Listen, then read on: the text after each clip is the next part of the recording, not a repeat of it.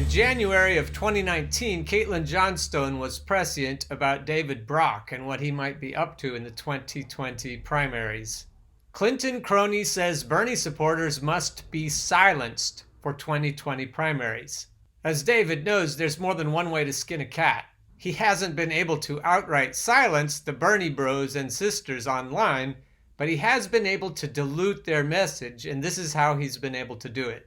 Well, like it or not, the dust has barely settled from the November midterms and the 2020 presidential race is already underway. Campaigns are being launched, names are being floated. Gosh, look what an ordinary person I am. Videos are being live streamed from politicians' kitchens. Elizabeth. And we are already seeing many of the same toxic patterns from 2016 resurfacing from many of the same toxic people. NBC News has published an op-ed by Republican political strategist turned Clinton advisor and Dem strategist David Brock titled "Bernie Sanders fans can't be allowed to poison another Democratic primary with personal attacks. Bashing Beto O'Rourke and every other Democrat doesn't help liberals' cause in 2020. It only helps Trump." The article explicitly blames Hillary Clinton's loss to Donald Trump on supporters of Bernie Sanders who criticized her during the primary and makes it clear that such criticisms must be forcefully and aggressively fought against this time around. Turns out, sneakily is also an option. I'm hardly the only political observer who blames Hillary Clinton's general election defeat to Donald Trump in part on personal attacks on Clinton, first made by Senator Bernie Sanders and his backers.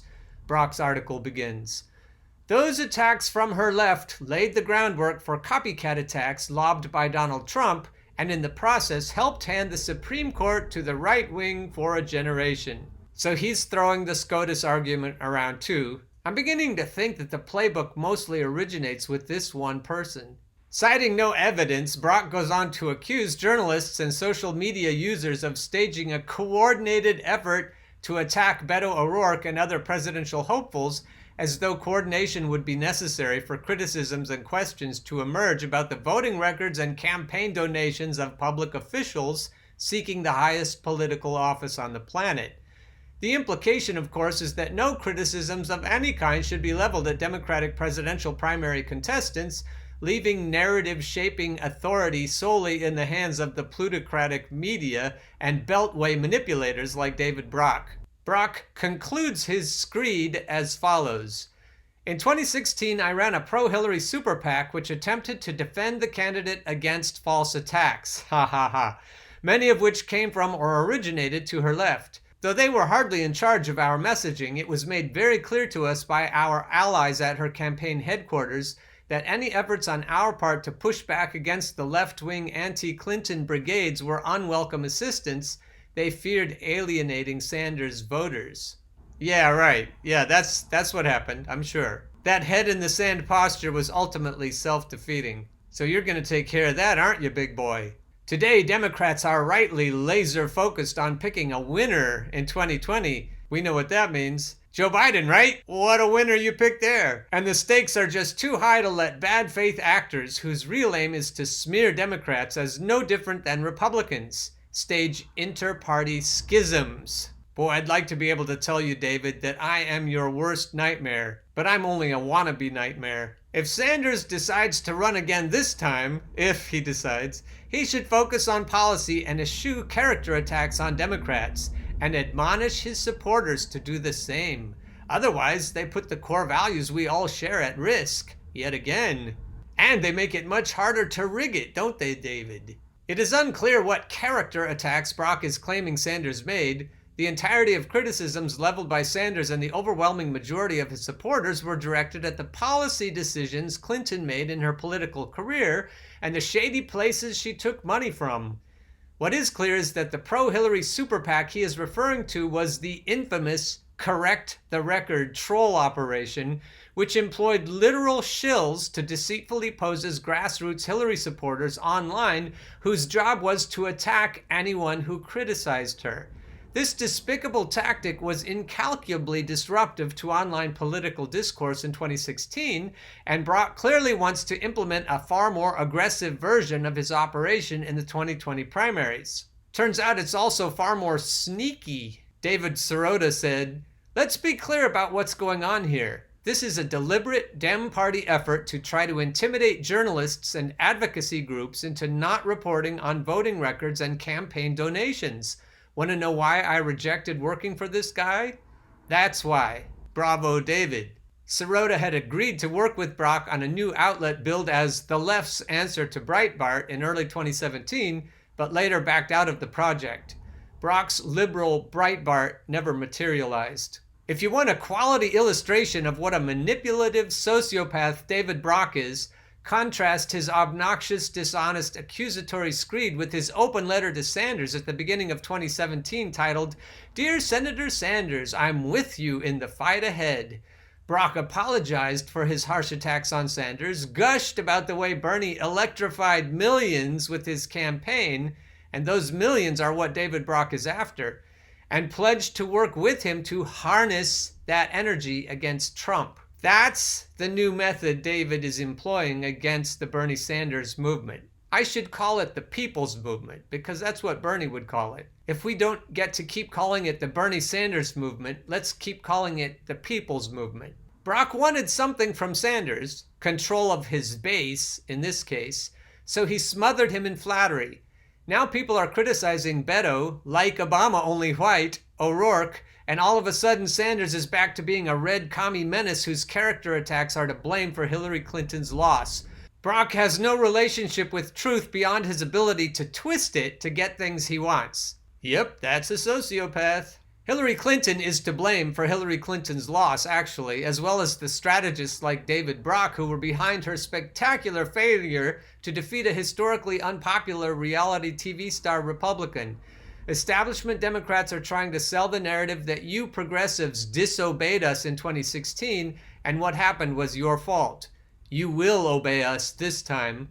While progressives are saying, no, you ignored us in 2016, and what happened was your fault. You will listen to us this time. The early 2020 presidential race is repeating the same battle of official narrative manufactured by corporate elites versus the organic zeitgeist, the way ordinary people are feeling inside as a result of the conditions their government has put them in. I'm not sure how much coverage I'll be giving to the US presidential election this time around, but it will be interesting to see how this dynamic plays out. And that was indeed prescient. It has been very interesting. I've been getting some pushback from David Brock types about this letter I wrote. This letter is gaining traction. It's gotten quite a few views on medium.com. Dear Bernie, you may want to sit down for this. You once asked us not to listen to you, and you have encouraged us to organize strikes and protests. You also have said that you really, really want to defeat Donald Trump. Well, you may want to sit down for this one. We are not going to vote for Joe Biden in November. We're just not. And we have our reasons. So look, you want us to learn how to make our own demands. You want us to think for ourselves. You want us to look out for each other. You've told us so countless times. This is what we are demanding. We are not asking you to break your word and run as a third-party candidate. And ultimately, we are not asking you to do anything you haven't asked us to do. But we are asking you to leave your comfort zone. We cannot, in good conscience, vote for Joe Biden. Therefore, we are demanding, just like you taught us, because of the recent order by a federal judge to reinstate the New York State primary contest, that you must unsuspend your campaign and continue to seek the Democratic nomination. You have asked us to do a lot, yes, for our own sake, not yours, so we are asking you to do something huge for all of us. And it goes on. One of the comments to this article was, unfortunately, this ship has sailed long ago. For one, Bernie has made it clear by all of his actions and words that he has sworn unconditional fealty to the Democratic Party, which has decided they will never give him the nomination under any circumstances. To ignore that when it's been right in front of us amounts to willful denial. For another, the history of the party itself, chronology here, this is called a brief history lesson timeline of Democrats running centrist presidential candidates. And this timeline has proven again and again that there is only ever one outcome of the progressive fight within the Democrats: marginalization and disenfranchisement. At this point, with the climate clock running and 30,000 scientists saying we must be off fossil fuels in 7 years or we face destruction by 2050, there is no more time to gamble on the Democrats finally seeing the light. Time is up. Continuing the religion of gradualism and speaking of incremental change is a direct threat to all life on Earth. As Kshama Sawant said, the road for progressives inside the Democratic Party leads to a graveyard. It cannot be more obvious by now that the only sane choice is to Dem exit and withdraw all support from this cancerous rot forever. Directly afterward, we must unite in a mass working class revolt against the government and shut down the means of production for as long as it takes to achieve our demands. We must do it immediately before it's too late. Anything less is a fairy tale. All delusions of achieving anything in the Democrats must be smashed. We cannot afford anyone's ignorance anymore. That was by Adventures in the Free World account on Medium. So this sort of bracing thinking, voting third party or just leaving the Democratic Party, is anathema to David Brock and his ilk. So in many ways, the AstroTurf efforts this time around resemble the ones from last time. When anybody says things that are conceived of by the DNC to be an existential threat, David comes in and tries to shut that sort of thinking down with his sneaky narrative management. So last time he had paid bots in Facebook groups and on Twitter trying to shut down people who were accusing the DNC of anything. Last time, anyone who was critical of Hillary Clinton was argued with by these shills. What we discovered last time, that a lot of these people were running the Bernie groups and the Reddit groups and Facebook and Twitter accounts, also including pages on Facebook. So if you went into the administrative lists of some of these Facebook groups in particular, you would see a lot of the same names in a lot of the same groups. And these are Bernie groups I'm talking about. So what was going on there was more subtle. You'd have people saying, well, Hillary is terrible, but we shouldn't say bad things about her. We should just say the good things about Bernie. That was from the playbook last time. And it's still somewhat in effect this time. You have people in Democratic groups, not necessarily Bernie groups, saying, well, you should just say what's good about your own candidate and not trash the other candidates. What we discovered is David Brock is deathly afraid of having his candidates trashed, his corporate sock puppet candidates. So as it turns out, some of the administrators of the biggest Bernie groups had a more subtle approach, but they still had an approach. And the most powerful and insidious approach this time is to try to talk sense into the Bernie or bust types who say that they're not going to vote for a corporate sock puppet candidate no matter who. Oh, come on, be reasonable. Trump is the devil. Trump is Hitler. Trump is fill in the blank. We have to vote against Trump, so that means we have to vote for the lesser evil DNC candidate. So these reasonable sounding vote blue no matter who voices are often, as it turns out, administrators in Bernie Sanders groups. And the bigger the groups, the more likely you are to hear these reasonable voices. Now, when I first got up this morning, this was the administrator list in the biggest Bernie group. And it has names on it that are not paid operatives, that are good faith people. So there are some good faith people on this list. I'm not holding this up as an example of paid operatives. But I will say that there is reason to be suspicious of some of the names on this list. Now, late last night, this was the list of administrators. It had 24 on it as opposed to 15 this morning. The ones in red all belong to one person. They belong to Don Mercil. Don Mercil has 2 accounts in here with the name Don Mercil. He has other accounts with different names. One is Cassie Martin. One is Carrie Ann Goldstein. One is Melanie Goldstein. One is Arthur M. Goldstein. But all of those accounts belong to Don Mercil. To his credit, Don Mercil has never said anything in his groups that sounds like vote blue no matter who. He mostly stays out of the fray. In this group, David Bullock makes the vote blue no matter who arguments, and John Stevenson and John Stevenson Saba. So John Stevenson has 2 profiles in this group. Alex and Cindy and Pepper were removed from this group since yesterday, so I'm assuming that they don't like this idea of vote blue no matter who, and they were kicked out of the group. So here's the current group. Christo and Janelle and Rick and Ruth Ann seem to be reasonable people who have not necessarily been sucked into Vote Blue no matter who, but they're still in this group for whatever reason. Christopher Chase also is one of those. I think Frank also. Others in the group are somewhat mixed. Sometimes they advocate Vote Blue no matter who, other times they are openly critical of Biden. It's hard to tell where they come down on things. Now, I can see why a genuine, honest-to-goodness advocate for Bernie Sanders might argue for Vote Blue no matter who if they were afraid of Donald Trump. But if they're really a progressive, if they know better, then they shouldn't be advocating Vote Blue no matter who, because it's not going to help the people they're supposed to care about. Ultimately, it will do at least as much harm as good to vote for corporate sock puppets going forward. And the proof of that is in the last 40 years of what's been going on in our democratic duopoly with two heads of the same snake, and that snake wanting to screw American workers. I guess the biggest point I want to make is that even though some of these admins aren't coming right out and saying Vote Blue no matter who, they still run groups that allow Vote Blue no matter who arguments to be heard, which I think is wrong. I don't think that we should even allow these, especially if we've determined that they're not good faith arguments. But what's going on now in this biggest of Bernie groups is that people are being purged from the group for criticizing Joe Biden.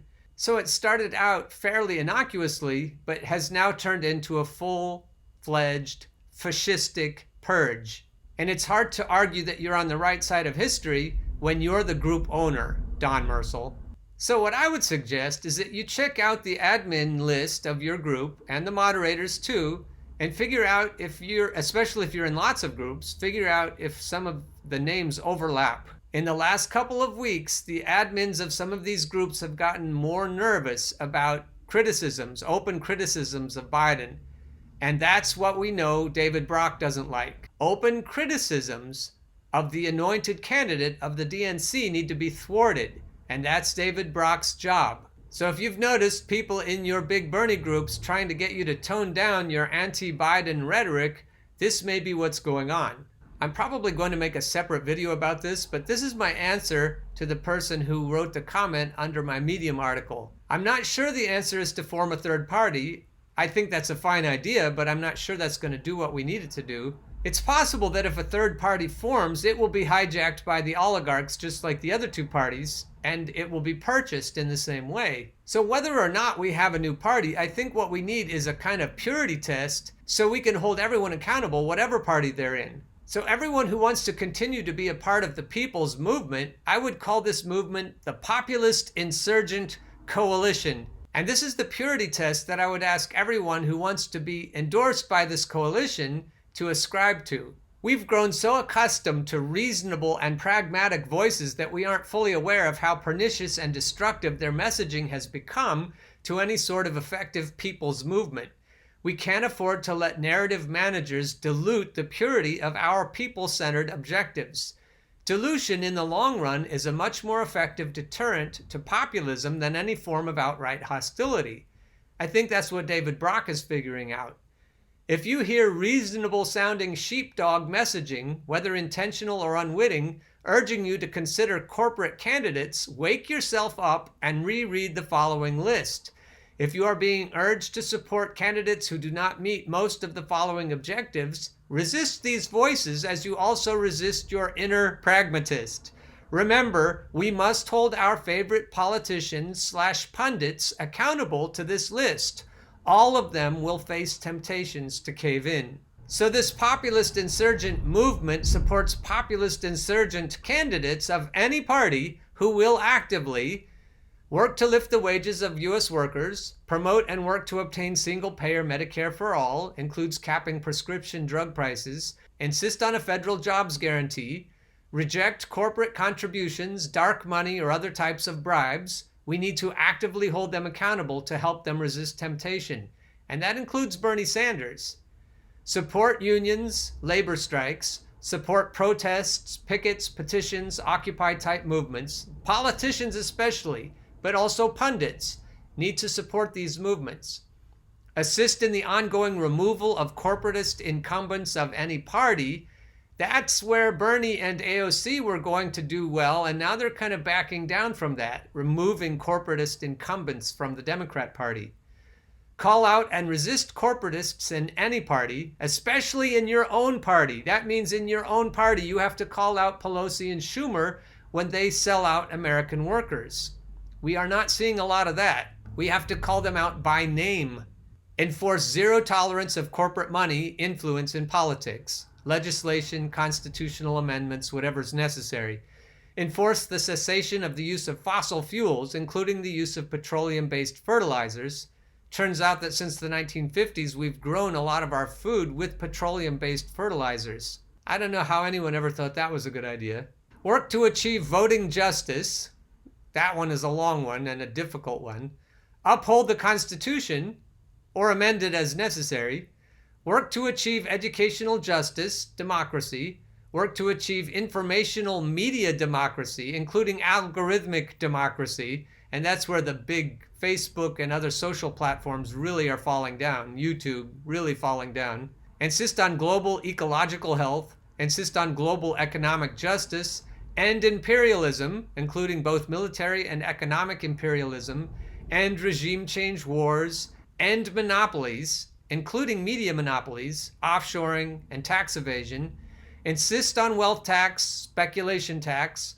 Remove power from multinational corporations, the Fed, big banks, central banks, hedge funds, insurance companies, credit card companies, and other predatory financial entities.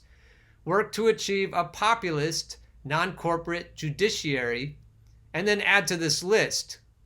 Pundits and politicians ought to be thinking about how to add to this list. And yes, this is a purity test.